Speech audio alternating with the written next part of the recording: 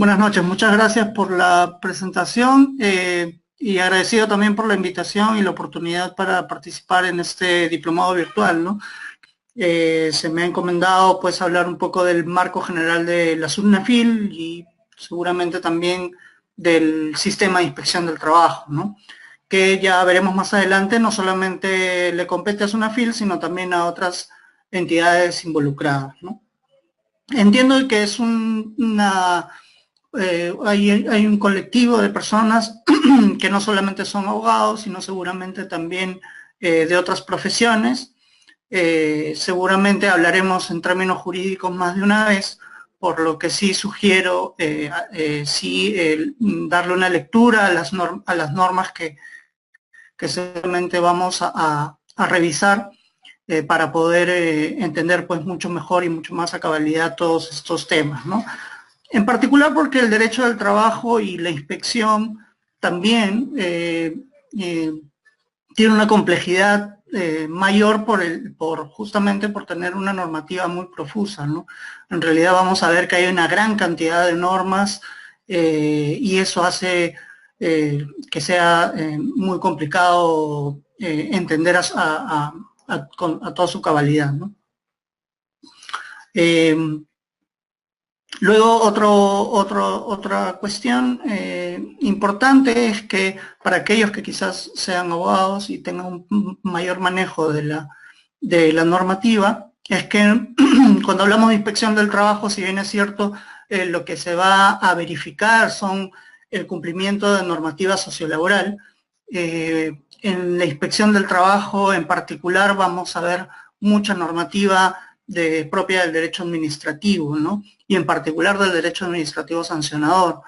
Entonces, sí va a requerir pues un estudio un poco más a profundidad de estas normas, ¿no? El contenido de esta primera presentación, pues primero lo que vamos a revisar va a ser el marco normativo general eh, que, eh, en el que se desenvuelve la inspección del trabajo, los principios de la inspección del trabajo que nos van a servir para cubrir ciertas lagunas, ciertos vacíos, principalmente en la normativa que puedan existir sobre el particular. También veremos otros tipos de principios que nos coadyuven a esa finalidad. Vamos a ver la finalidad o funciones de la inspección del trabajo, qué es lo que busca la inspección del trabajo finalmente, los antecedentes y el proceso de creación de la SUNAFIL, desde cuándo parte el funcionamiento, qué es lo que implica la creación de SUNAFIL y un poco cómo se desenvuelve actualmente el sistema de inspección del trabajo. Vamos a ver un poco su estructura, su organización, el ámbito de su competencia, no solamente de la SUNAFIL, sino también de los otros órganos involucrados, y aquí es justamente donde aparece la inmensa complejidad sobre el particular, ¿no? No solamente para la autoridad administrativa, sino también seguramente para los administrados, ¿no? Que son, pues, generalmente, estamos hablando de los trabajadores, los sindicatos y las empresas, ¿no? Principalmente.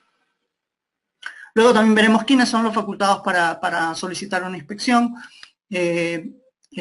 dónde se pueden desarrollar las visitas inspectivas según lo que establece la Ley General de Inspección del Trabajo, las facultades, prohibiciones de los inspectores de trabajo para saber un poco qué es lo que pueden y qué es lo que no pueden hacer.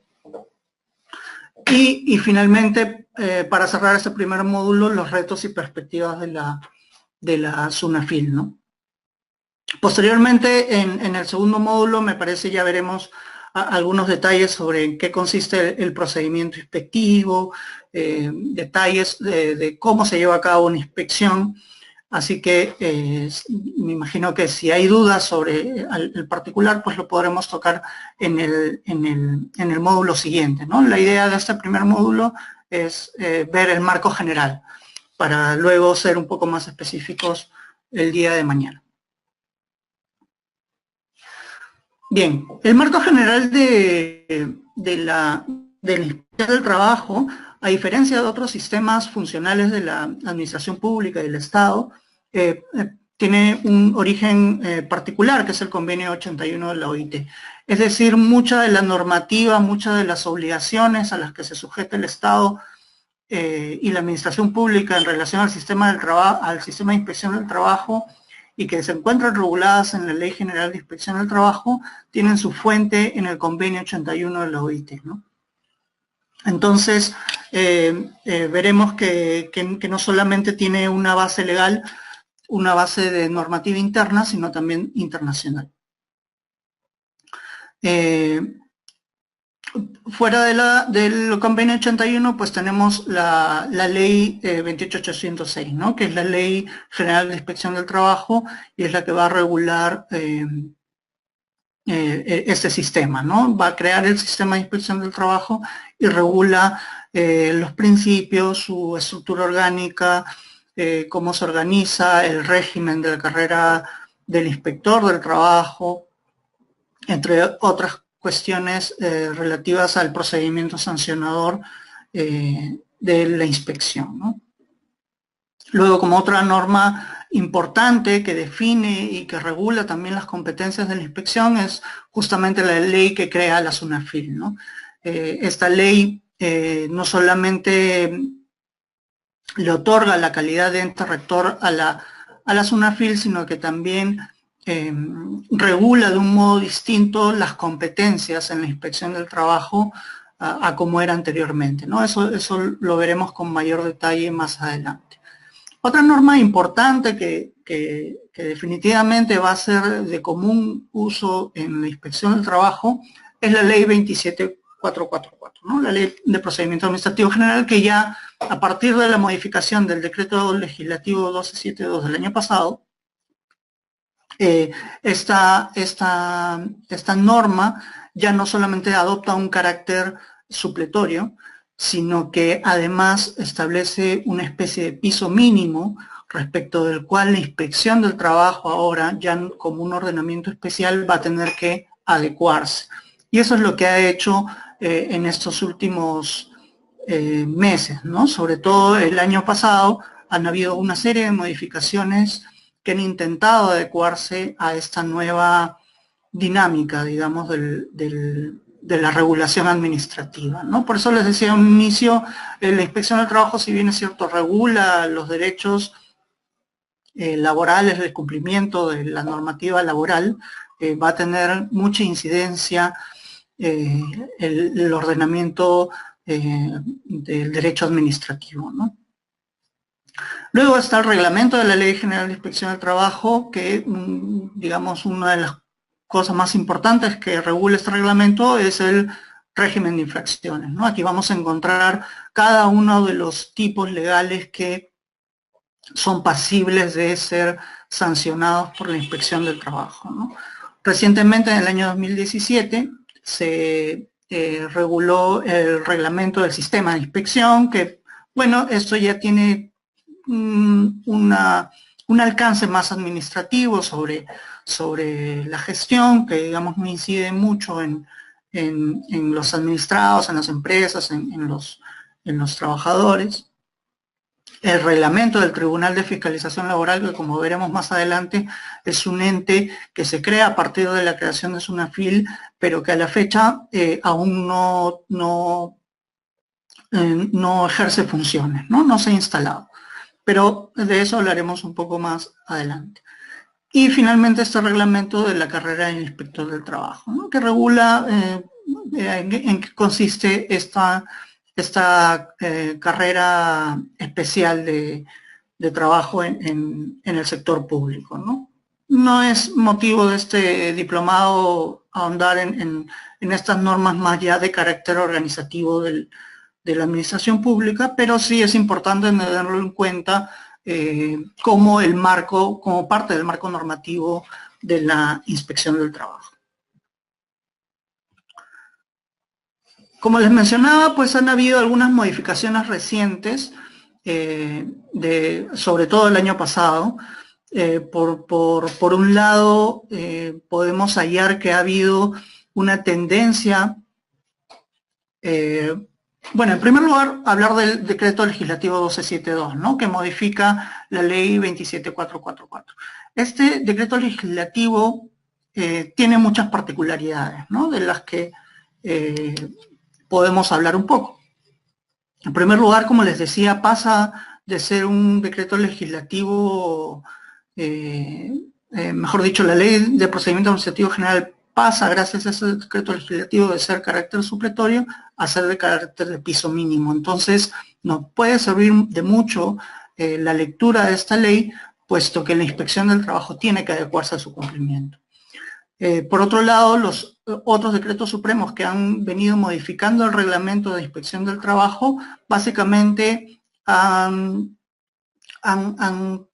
han dirigido, por un lado, a la reducción del monto de las multas a imponerse y por el otro a adecuarse a esta nueva regulación administrativa que trae a colación ese decreto legislativo 1272, ¿no?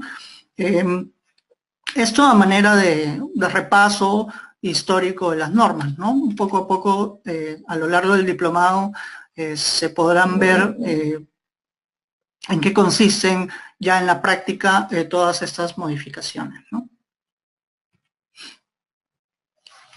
No solamente basta ver en el ámbito legal y reglamentario para conocer a fondo cómo es que opera la inspección del trabajo, sino también hay que ver la normativa interna que maneja en la actualidad la SUNAFIL, ¿no?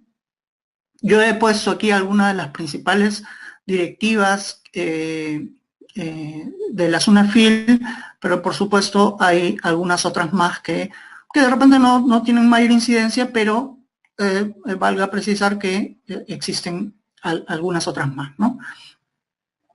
Estas directivas también, algunas de ellas y los protocolos que también vamos a ver seguidamente, van a ser desarrolladas a través del diplomado según el sílabo alcanzado. Pero sí me parece oportuno, como marco general, marco normativo general de la inspección del trabajo, ir ya haciéndolas mención, sin perjuicio de que puedan incluso ir revisando su contenido en la página web de la SUNAFIL. En la página web de la SUNAFIL están colgadas todas las directivas y protocolos que vamos a hacer en mención en este momento. Aquí encontramos, por ejemplo, las reglas generales del ejercicio de la función inspectiva. Esta directiva se va a relacionar mucho con la función del inspector del trabajo y cómo ejerce su función respecto a los empleadores. Va a detallar y va a establecer algunos criterios concretos que no están establecidos ni en la ley ni en el reglamento, un poco para definir y adecuar, digamos, la actuación, ¿no? Y, digamos, de alguna manera lo que busca es hacer que la inspección sea un poco más predecible. Luego hay otra directiva que se va a encargar de regular la fiscalización en materia de seguridad y salud en el trabajo, que tiene la misma intención, dotar de predictibilidad al sistema.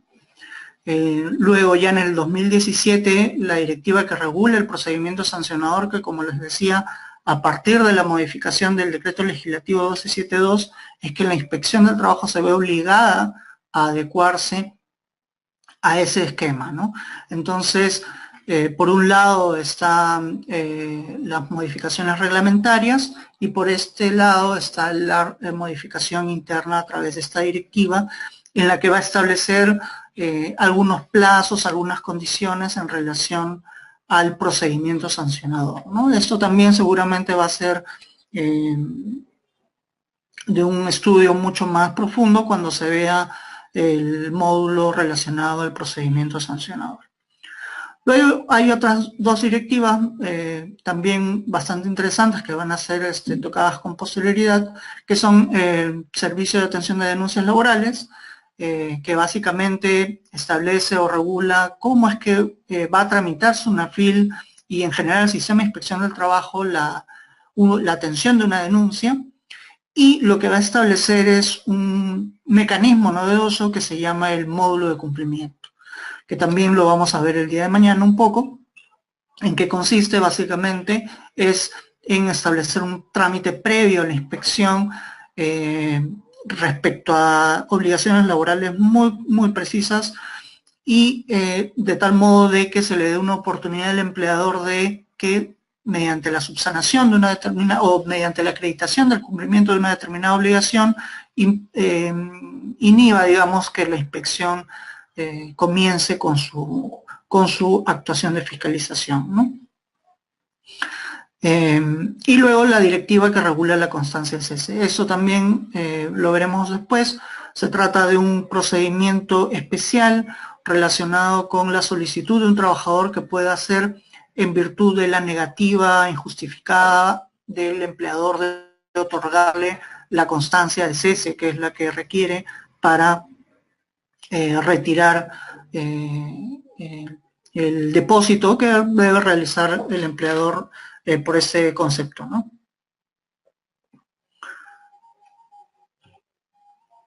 Luego están, finalmente, para, digamos, culminar el tema del marco normativo, están los protocolos, ¿no?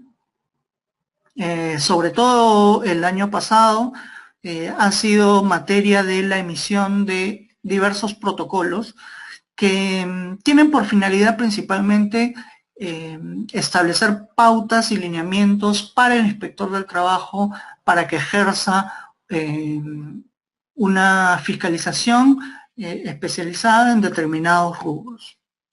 Estos también están publicados, así que pueden ser de materia de consulta. Por supuesto, principalmente va a estar dirigido a regular la función del inspector, y seguramente también va a ser objeto de estudio un poco más profundo en los siguientes módulos, ¿no? Aquí tenemos una especie de resumen de los principales protocolos.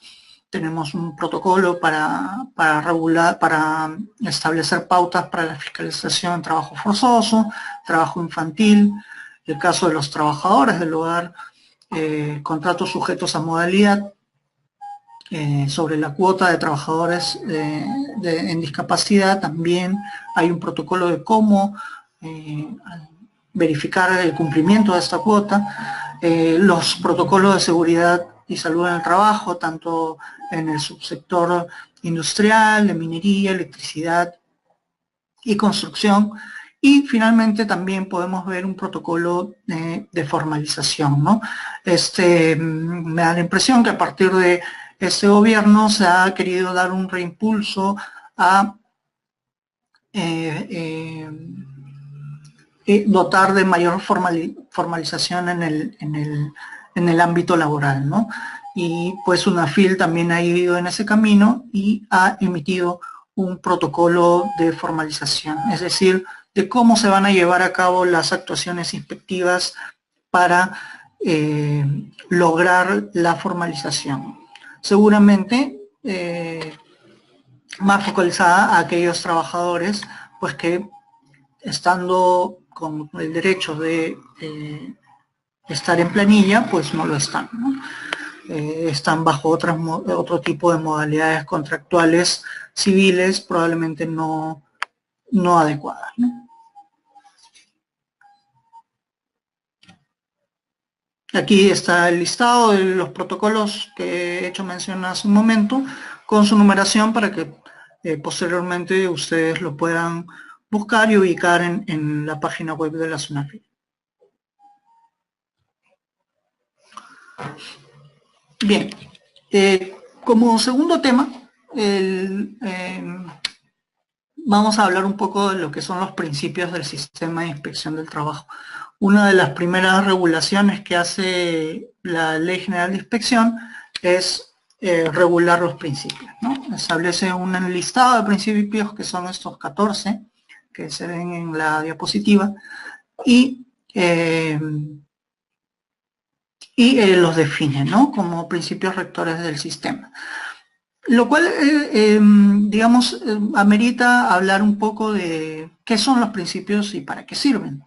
En realidad, los principios básicamente son líneas directrices, ¿no? Que van a ayudar a superar vacíos normativos, es decir, donde no exista una norma que defina qué es lo que se debe hacer, pues lo que el principio va a hacer es darnos pautas de cómo resolver ese problema. Otro va a servir, el principio va a servir pues para que la persona o el operador jurídico que tenga a su cargo resolver un determinado problema, pues le ayude a tomar una decisión, ¿no? En este caso, por ejemplo, el inspector del trabajo. El inspector del trabajo, cuando tenga alguna duda o algo que resolver, pues lo primero que tendrá que hacer ante un vacío normativo, pues será acudir a los principios, ¿no? Y finalmente, los principios también van a servirle, por ejemplo, a la SUNAFIL cuando haga su ejercicio normativo interno, ¿no? Cuando regula todas estas directivas y protocolos que hemos visto anteriormente, pues tiene que tener muy en cuenta que esta normativa no puede salirse de estos principios, ¿no? No podría regular en contra de, por ejemplo, el principio de legalidad, ¿no? No podría ser una directiva que esté en contra de algún precepto normativo, ¿no? Vamos a hablar un poco de estos principios para que se vea un poco mejor de qué es, a qué me refiero, ¿no?